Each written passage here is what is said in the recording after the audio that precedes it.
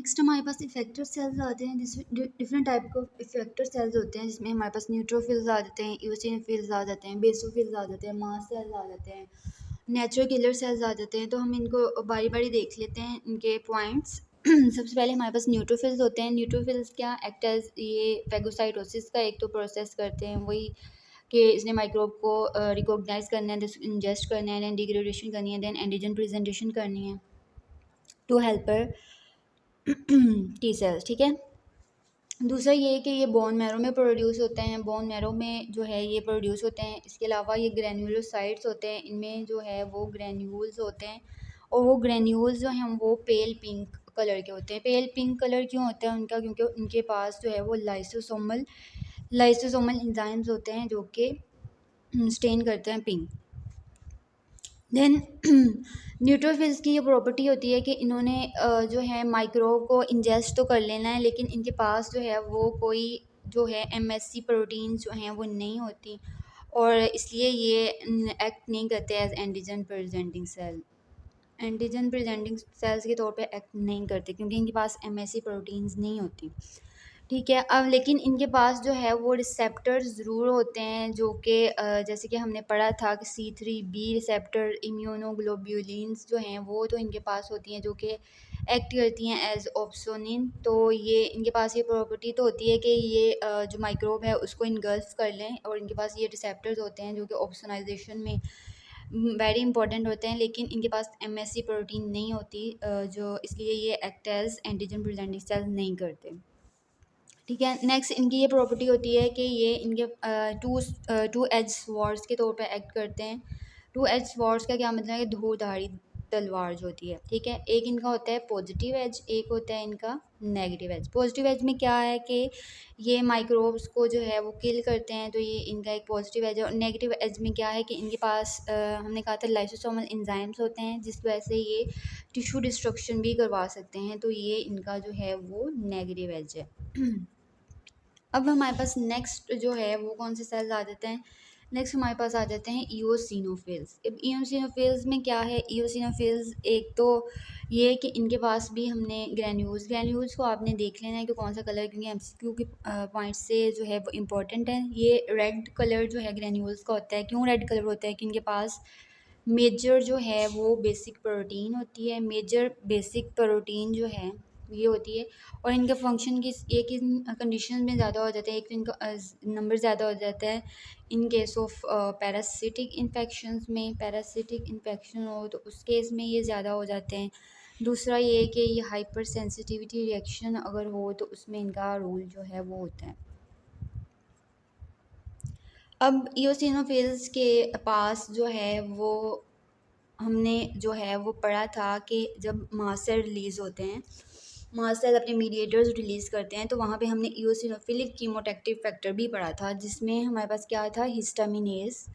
हिस्टामिनेज था, और अराइल सल्फाटेज। इनका क्या फंक्शन होता है कि इन्होंने जो एंटी इन्फ्लामेटरी रोल होता है, इन्होंने क्या इन्फ्लामेटरी जो है उसके एडवर्स इफेक्ट्स को कम करना होता है। एंटी इन्फ्लामेटरी रोल होता है, इसलिए हमने वहाँ पे पढ़ा था कि यूसिनोफिलिक कीमोटैक्टिव फैक्टर जब आता है तो वो जो है जो मास्ट सेल्स से जो मीडिएटर्स रिलीज़ हो रहे होते हैं उनके जो इफ़ेक्ट्स को वो कम कर देता है, तो इसका एंटी इन्फ्लामेटरी रोल होता है। ठीक है।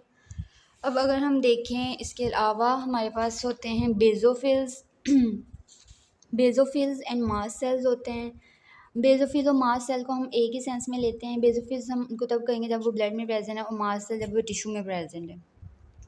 अब इनके ग्रैन्यूल्स की बात करें तो इनके ग्रैन्यूल बेजोफिल से आप याद रखें ब्लू स्ट्रेन लेते हैं। ब्लू स्ट्रेन क्यों लेते हैं? कि ये नेगेटिव ग्रैन्यूल्स होते हैं। नेगेटिव ग्रैन्यूल जो हैं वो मिथाइलिन ब्लू कलर लेते हैं, तो इसलिए इनका जो ग्रैन्यूल्स का कलर होता है वो ब्लू होता है।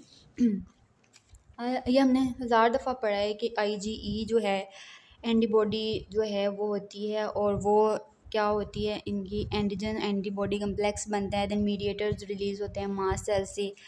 जब सेल एक्टिव हो जाता है तो मीडिएटर्स रिलीज़ होते हैं। अब वो मीडिएटर्स हमने पढ़ा था कि दो तरह के होते हैं मीडिएटर्स, एक होते हैं प्री फॉर्म मीडिएटर्स और एक होते हैं हमारे पास जो न्यूली जनरेटेड होते हैं। प्री फॉर्म जो पहले ही उनके पास वेसिकल्स में स्टोर हैं वो होते हैं, जिनमें हमने पढ़ा था हिस्टामीन आ जाती है। और न्यू फॉर्म में वो होते हैं ल्यूकोट्राइन्स, ठीक है, जो कि न्यूली सिंथेसाइज होते हैं after the activation of basophils and mast cells. तो इसके अलावा एक और सेल्स रह गए हैं हमारे पास, वो होते हैं नेचुरल किलर सेल्स, ठीक है। अब नेचुरल किलर सेल्स में जो है वो मैं बताती हूँ आप लोगों को क्या होता है। नेचुरल किलर सेल्स, एक तो इनका ये फंक्शन होता है कि इन्होंने वायरस इन्फेक्टेड सेल्स और ट्यूमर सेल्स को किल करना होता है। इनके पास ये प्रॉपर्टी होती है कि ये इनके पास ना तो कोई एमएससी प्रोटीन होती है और ना ही ये जो है किसी टारगेट सेल को रिकॉग्नाइज कर देते हैं, रिकॉग्नाइज कर सकते हैं। ज़ाहिर है कोई एंटीजन जो है जब क्लास 1 और क्लास 2 एमएससी प्रोटीन के से इनके पास प्रेजेंट ही नहीं होगा तो ये कैसे रिकॉग्नाइज करते हैं। तो फिर ये नेचुरल किलर सेल्स फंक्शन कैसे करते हैं, कैसे सेल्स को रिकॉग्नाइज करते हैं, इनको किल करना होता है।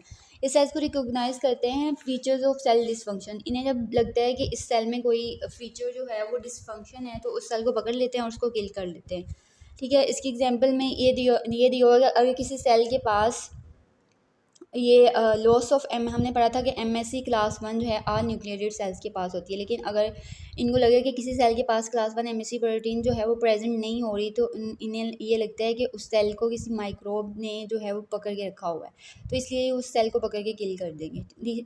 ऊपर हमने बात की कि ये ट्यूमर सेल्स को भी किल करते हैं। जो ट्यूमर सेल्स को कैसे रिकॉग्नाइज करते हैं, ये उनके पास होती है एक mica protein. Mica protein normal sales के पास नहीं होती, ये ट्यूमर सेल्स के पास ही होती है। ये उस प्रोटीन को रिकॉग्नाइज करते हैं और उसको पकड़ के किल कर देते हैं। तो नेक्स्ट इंपॉर्टेंट ये टेबल में देख लें इनकी फीचर्स क्या होती हैं। एक तो ये लार्ज ग्रैन्युलर लिम्फोसाइट्स होते हैं, दूसरा ये कि इनके पास कोई रिसेप्टर नहीं होता, ठीक है, और जिसकी वजह से ये नहीं होता कि क्लास 1 या class 2 MSc protein antigen peptide को प्रेजेंट करे दैन ये अपना फंक्शन परफॉर्म करें। इन्हें जब ये लगता है कि किसी सेल के में डिसफंक्शन है फंक्शन में, उसको ये पकड़ते हैं और किल कर देते हैं।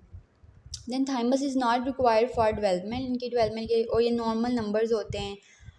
किसी भी केस में अगर हमने पढ़ा था कि पैरासिटिक इन्फेक्शन में यूसिनोफिल्स ज़्यादा हो जाते हैं और कोई भी इन्फेक्शन हो तो जो है वो हर सेल का हमने कहा था नंबर ज़्यादा हो जाता है, लेकिन इनके नंबर जो हैं वो नॉर्मल ही रहते हैं।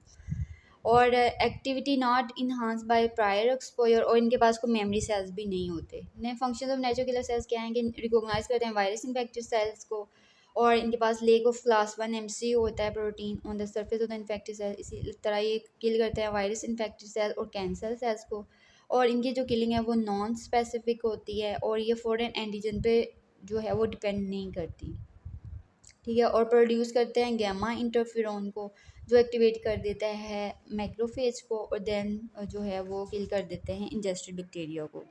तो ये हमारे पास ये वाला चैप्टर भी कंप्लीट हो गया।